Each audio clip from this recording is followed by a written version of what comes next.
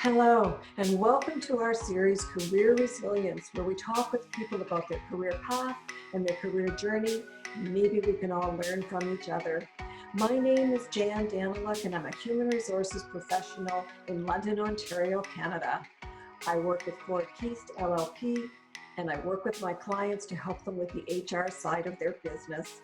We hope that you will enjoy these discussions with real people about real challenges and real working life situations. Welcome. My guest today is Maria Mealy. Welcome, Maria. Hi, Jan. How are you doing? I'm so glad to see you. Yes, same here.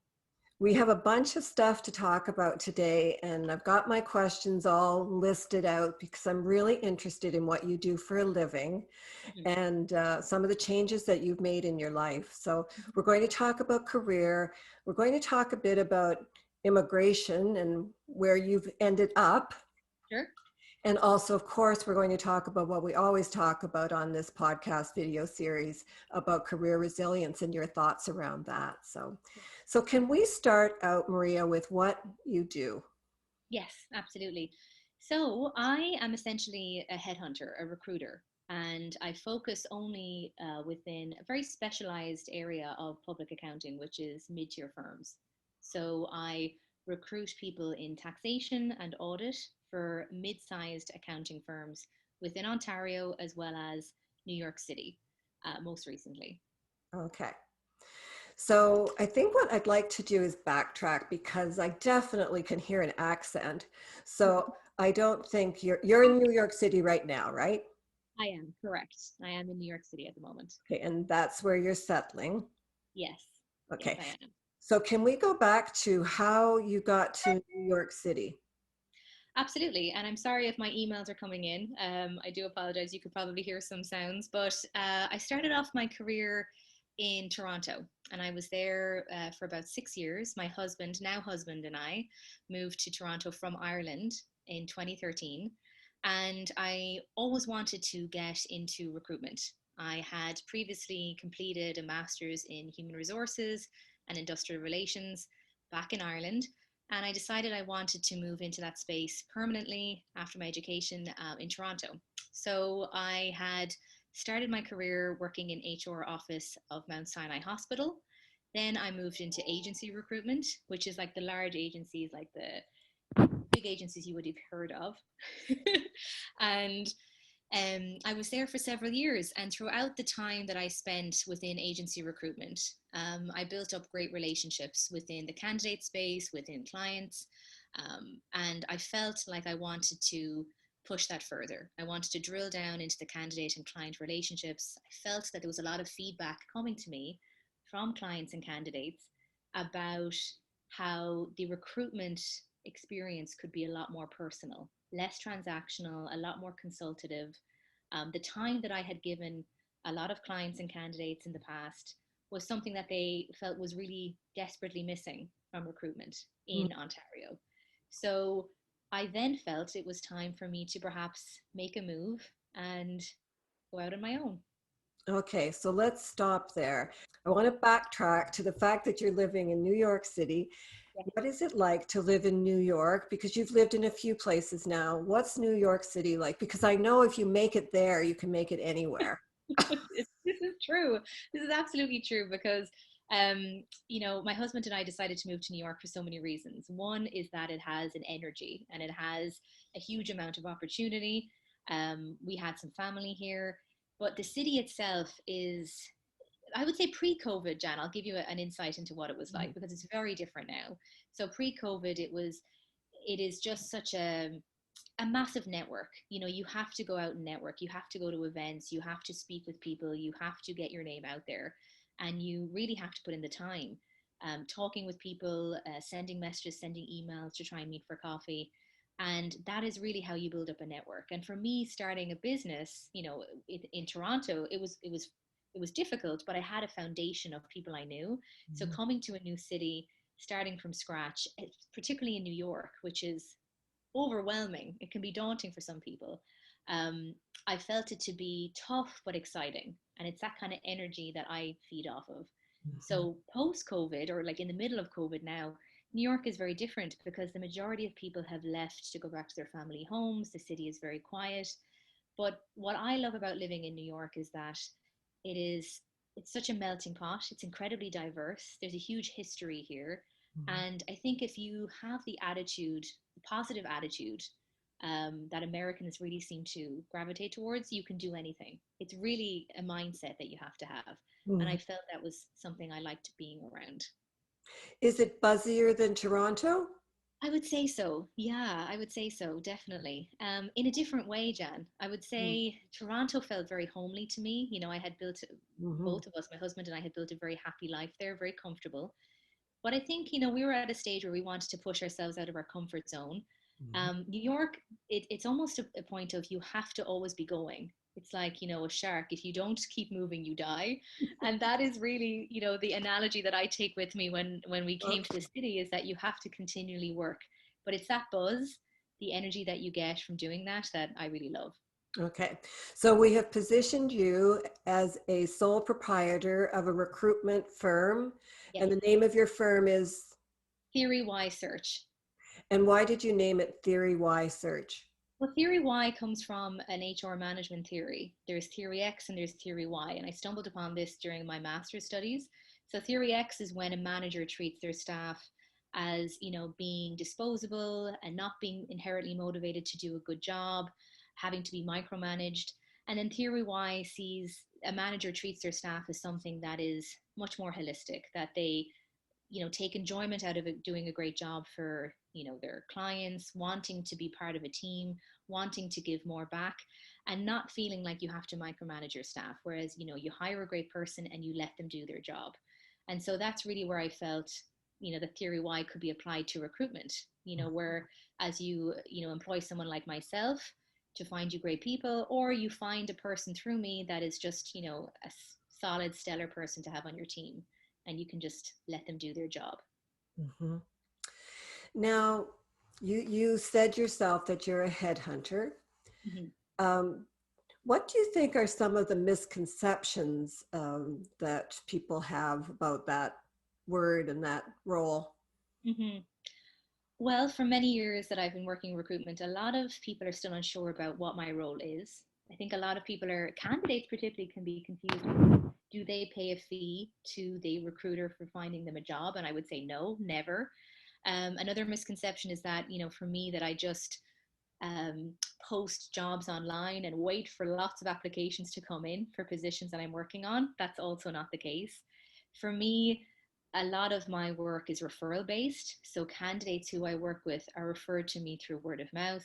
And a lot of my work is relationship building, basically acting as a counselor most of the time for candidates, figuring out what makes sense for them strategically in their career, what would make sense for them going forward, and also being a partner and advisor to firms that I work with on the client side. Mhm. So misconceptions really is that a recruiter is a transactional middleman, you know, basically just taking a CV and trying to put in, you know, a square peg in a round hole. Whereas for me, I really look at the bigger picture. I look at a person's personality, their culture fit, and, you know, where they could be of best benefit long term.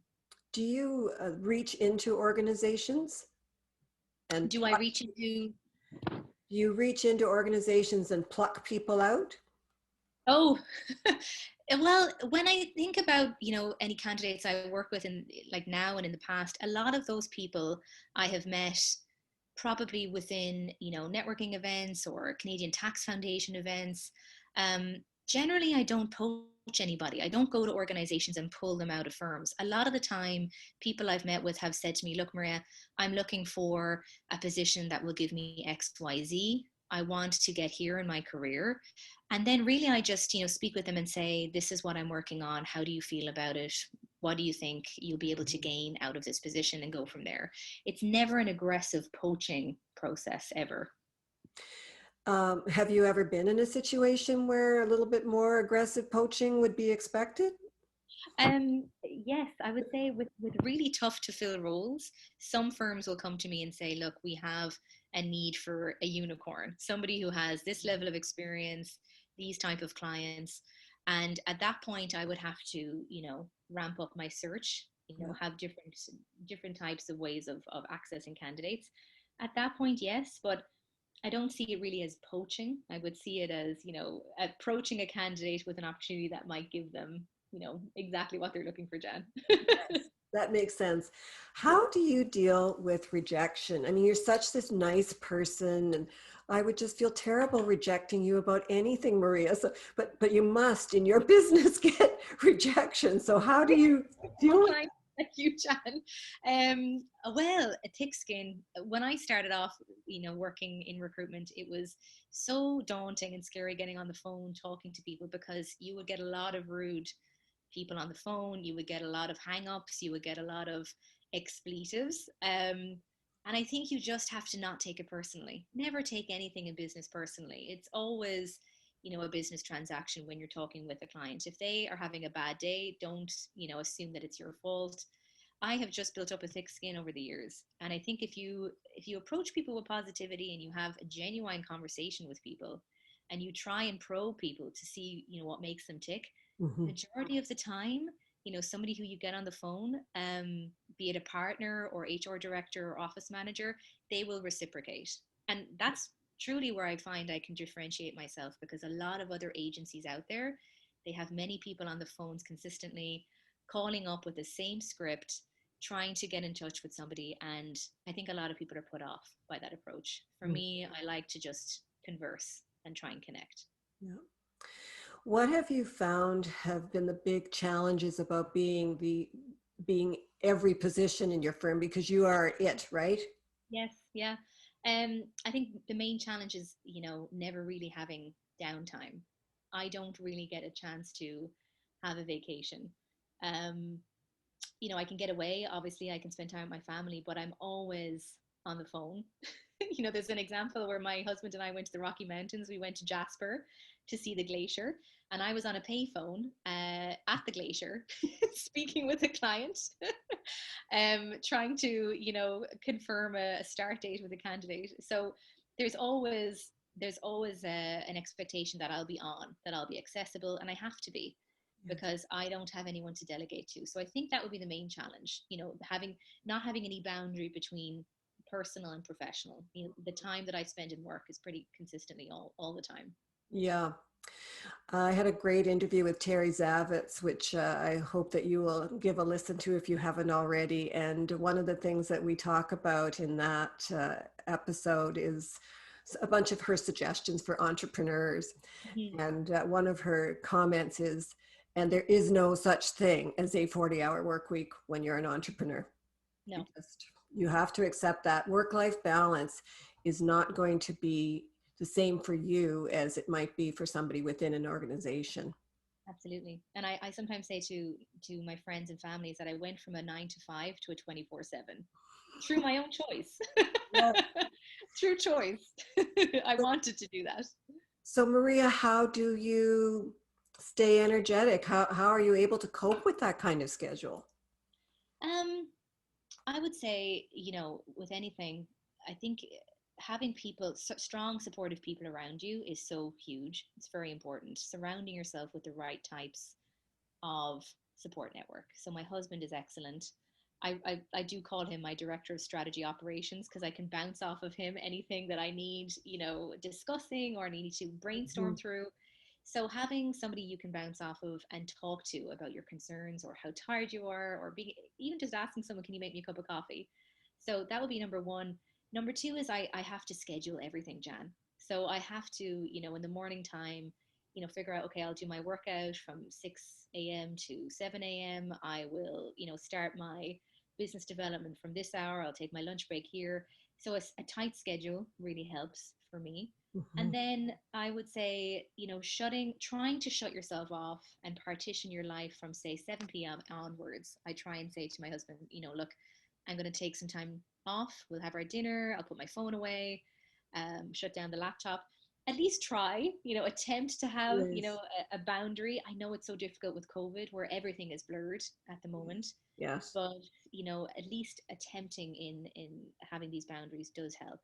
And I've taken up knitting. So that's also quite relaxing. I'm knitting. I'm knitting during this pandemic. What time of day are you doing knitting? I would say maybe 9 to 9:30, 9 to just 9. before bedtime. 9 to 9:30 before bedtime. As you can tell, there's a schedule for that as well. Yeah, scheduling in your hobby. Yes, That's very going to be interesting. window. When you look at your career and what you've built, what's the thing as you look back and having brought yourself to being a business owner, what's the thing you're the most proud of about you? Mm. I would say taking a leap from being an employee to being my own boss, to being self-employed.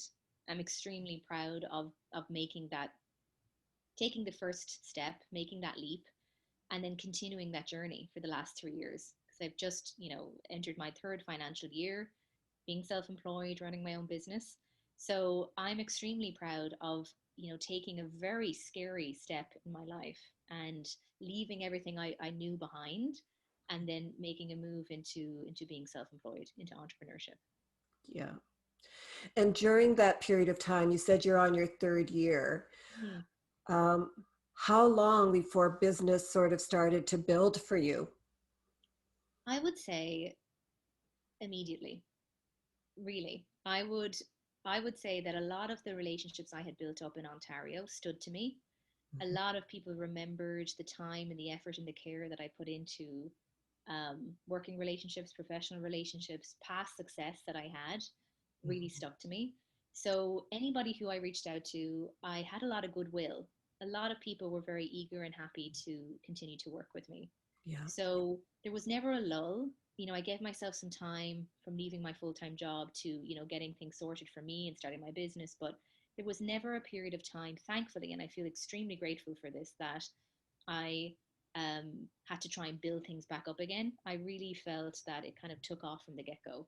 And I would put that down to just consistency over 5 years before moving out on my own, just really building up those relationships, following up with people, keeping in contact, Mm. sending a message to somebody on their birthday, sending a message to somebody on their work anniversary, sending out Christmas cards, gift cards, during the holidays.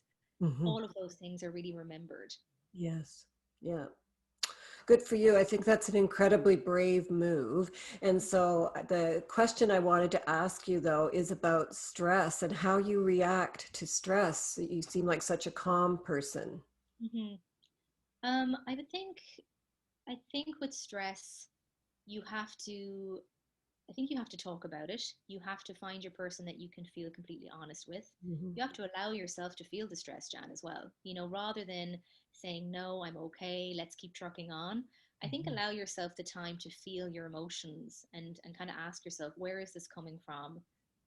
Kind of step into it, allow it to kind of wash over you, Mm-hmm. make steps in your head to alleviate any stressful symptoms you may have, and have outlets.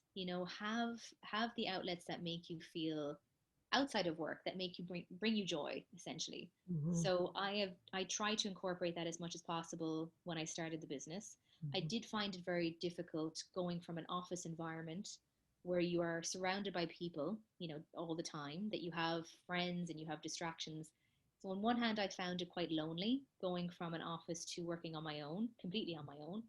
But after a time, that stress of the loneliness kind of dissipated, and I realized that I could actually get into a space of more focus. And Mm-hmm. I felt a lot more deeply connected to the work I was doing. Rather than being distracted, or going over to the kitchen and making a cup of coffee and chatting with people for 45 minutes, I felt like I was absolutely more in my zone.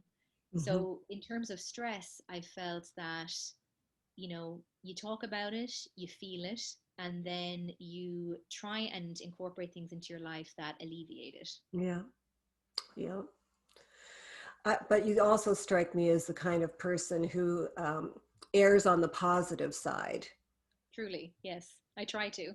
Must be my Irish upbringing. I think a lot of Irish people are just, their attitude is really, it could be worse. Sure, it could be worse. So I think I really resonates with me, where we have that type of mindset where, a lot of people have a lot more hardship, and I just kind of keep on moving. Mm-hmm. Yeah.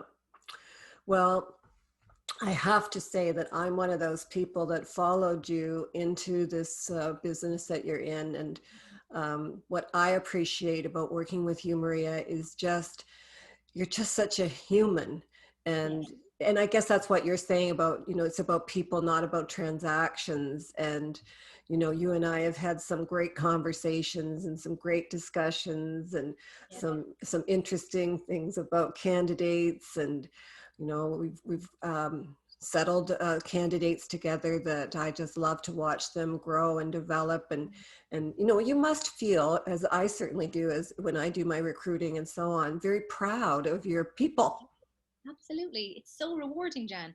I think, one of the reasons why I love what I do, because recruitment has a very high burnout rate. You see a lot of people get into it and leave after a year or two. But what I love about this job is that it's so rewarding. You meet people at the start of their career, you work with them, you present them with a great opportunity, the firm is happy, they're happy, and then 5, 6 years later, their tax partner or their senior manager, and they've just gone above and beyond your expectations. Hmm. And when you present somebody with a job that can truly change their life, that's the rewarding part for me. Hmm. I find it to be the best job in the world if you are suited to it and you don't mind working a lot and you don't mind working all the time. Then it is the most satisfying, rewarding job because you are tangibly changing somebody's circumstances, some Yeah. people's circumstances. To your point about calling your business theory why, I really love that. Thanks, Dan. Let's transition into career resilience. And when do you feel you've had to be the most resilient in your career? I would say when things go wrong, when a candidate you think is perfect for a job doesn't take the job, or the job disappears, or the client has a change of mind, or just things don't work out, things just kind Mhm. of disintegrate. It's very demoralizing sometimes because you can put in a massive amount of work, a massive amount of man hours into trying to match everything correctly, because it is like matchmaking. And so when things don't go right and you have to start from scratch, that can be quite tough and that can be quite trying. Mhm. And especially when you are employed by yourself, you do not get paid if you do not work. So, for me, when things don't go right, it is really the difference between like getting paid for that month and not getting paid. So that can add to your stress. So that type of resilience, I feel, is something that I've had to work on. Um, Also, starting a business when I've had no background as in business or being an entrepreneur. Nobody in my family really is. Mhm. That resilience was really something I had to work on. Mhm. Yeah. Now, you specifically wanted to talk about imposter syndrome. Mm-hmm. So I think that that's very interesting. Can you start with a definition, your definition of imposter syndrome, and give me some of your thoughts on why you chose that as a career resilience topic? Yeah. So I found, and even within myself and with candidates that I speak with as well on a daily basis, a lot of people feel that they are not worthy of success, or they feel like they're not capable of making massive moves in their career, or anything that they have come across that is positive or successful in their journey is through luck, or that they're a fraud. And that is something I kind of had to battle when I started my business. Not the fact that I was fraudulent in any sense, but just the fact that I was coming from an employee for so many years. I had never worked for myself. It was such a big move to go out on my own. There were these voices that you sometimes have in your head where it's, who do you think you are? Or do you really think you're capable of making such a big move on your own? Why would you do this when you don't have many more years of experience? Don't you have to have a bigger brand behind you? All of these things that you kind of come Mhm. across. And I felt that, in the first few months of starting the business, those were the feelings I was battling. Mhm. Mhm. That would be difficult. And so, how did you battle your way through them? So there was a few things I felt helped, Jan. One was that I wrote everything down. So I went through notebooks of, just internal monologues that I had with myself. And then I distinguished, is this a feeling or is it fact? Mm. And honestly, there was columns that I had where I was writing down feelings, and then I was trying to parse them into the fact column.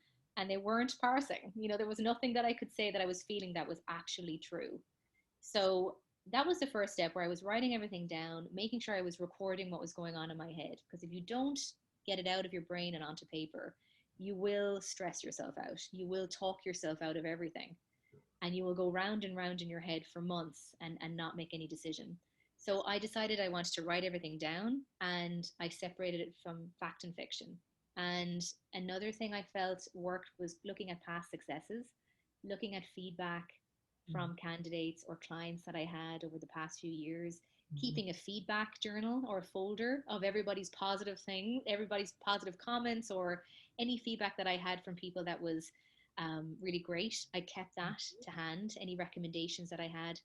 And also, I felt that you can really start like breaking down negative emotions about yourself, trying to almost do an inventory on why are you feeling this way, Yes. where is this coming from, is this something that is based on your own perception of yourself, has someone ever said this to you, and why do you believe it to be true?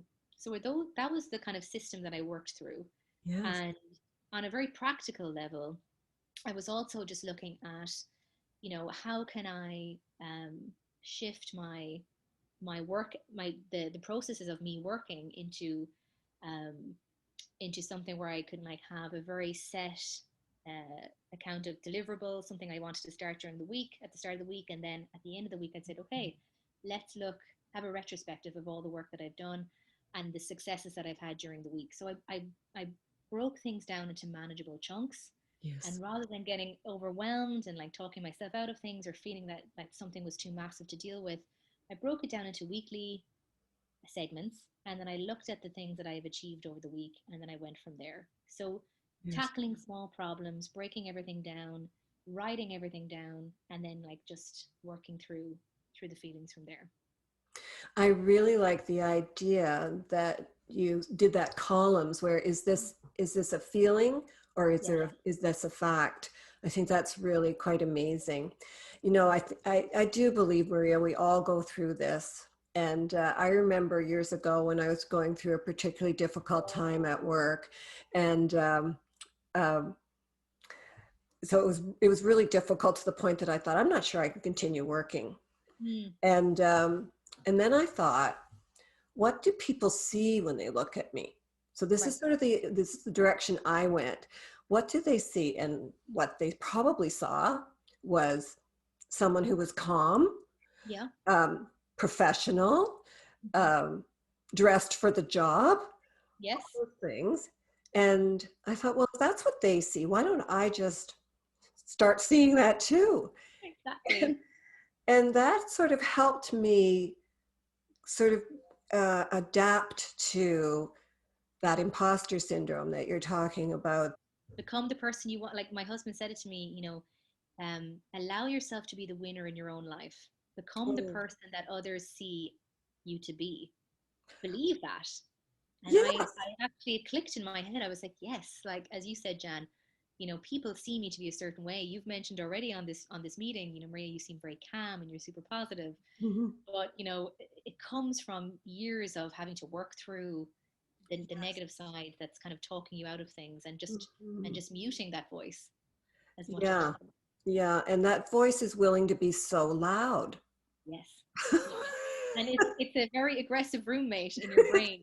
Yeah, and it's not the roommate you want. And, No. and that roommate will sometimes, especially I find if I'm going to sleep at night, the roommate will come in and say, you know what, I think you should really start worrying about whatever. It doesn't matter. Pick a topic.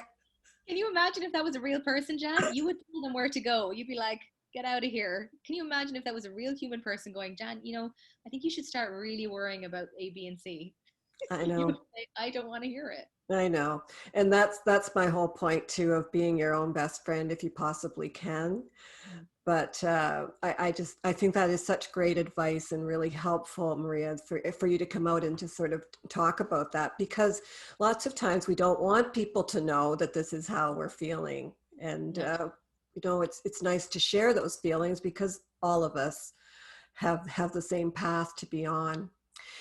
If you were talking to a candidate And you were giving that candidate a couple of pieces of advice because they were switching careers or whatever. What would those pieces of advice be to a candidate? Hmm. The first thing I always say to people is, when I have a person who's going for interview and I'm preparing them and coaching them, I always ask them, try and connect with the person you're meeting on a human level. See if you can connect with this person. You can see yourself working with this person for many years to come. Do you have that type of energy between you? Do you feel like you can have a conversation?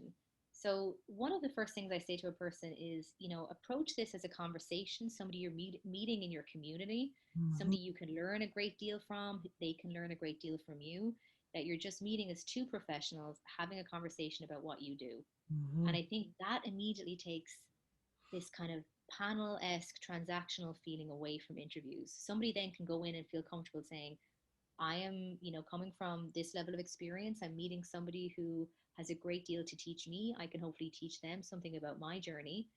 And those things, saying that to a person really just lifts the stress off of interviewing because Mhm. it can be a really pressurized environment. And so Yes. I always want to make somebody feel very comfortable and tell them, go into this, approach it in a completely different way. I Mhm. don't think any recruiter that I've ever known in this space has approached interviews, the same kind of holistic approach. And that's really what I like to do. The Mhm. second thing would be, to really know what you're looking for. Mhm. Have you thought about where you want to be in your career in the next 10 years? Do you know what type of goals you want to reach for yourself professionally in the next 5 years? And that's one of the things I go over when I have my first conversations with candidates is, let's talk about who you are and where you want to go. Does this make sense for this firm? Does this opportunity serve you? Does it give you the type of experience you're looking for? So Yes. I would always say to a candidate, know exactly who you are and what you're looking for. And Mhm. let's talk about that. And once you actually talk about that with the candidate before an interview setting, um, it kind of crystallizes things in their mind. They have a clearer sense of what they're looking for rather than just kind of floating into an interview, not really being prepared, not really being sure about what they want. And an interviewer can pick up on that, Dan. I'm sure you have, in the past. Mhm. I like that idea of facilitating that thought process with the candidate because I think it is always difficult, very difficult to be the person who's looking for a job or who's seeking to make a change because it's a vulnerable place to be. Mm-hmm. And I think it's one of the toughest things in life actually is switching jobs, considering a job, all those things, because you're putting yourself on the line.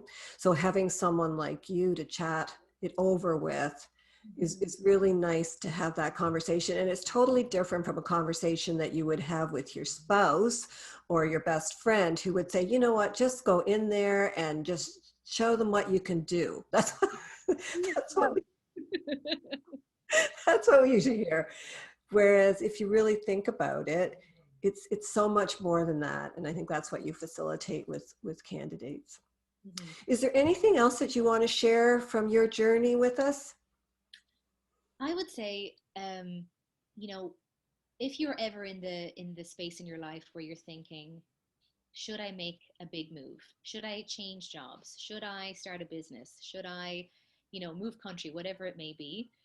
I would say, take the leap and say you can do it, figure out how to afterwards. It's a Richard Branson quote where he said, if anyone gives you an opportunity, say yes and learn how to do it after the fact. Just say yes and take that jump and make that leap. Because if you procrastinate and you give yourself a year and you say, I will do it when I have a certain amount of money in the bank, or I'll do it when I have more years of experience, it'll never get done. And we've seen from COVID and what's happened with Corona in the last year, Jan, is that life has other plans. You can't really wait around for these things. I think you should just make your move and give it the best you can, and don't get in your own way. That's something I have been proselytizing to every single person that I come across, women in particular. I'm part of this group called CEO that was started in Toronto by Vicky Saunders, and it's about giving back and investing into female-led ventures.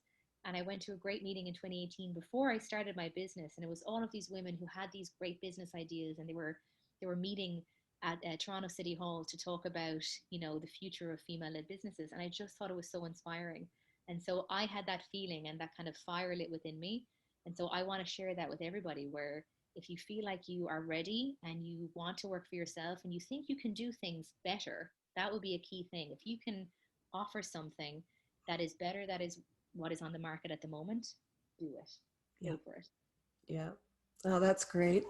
Thank you for chatting with me today, Maria. It's such a pleasure. Always a pleasure to chat with you. To our viewers and listeners, thank you very much for joining Maria and me today. We really appreciate it. You can find us on wherever you get your podcast, and we're also on YouTube, so I hope you will look us up and please subscribe. And until we meet again, thank you very much.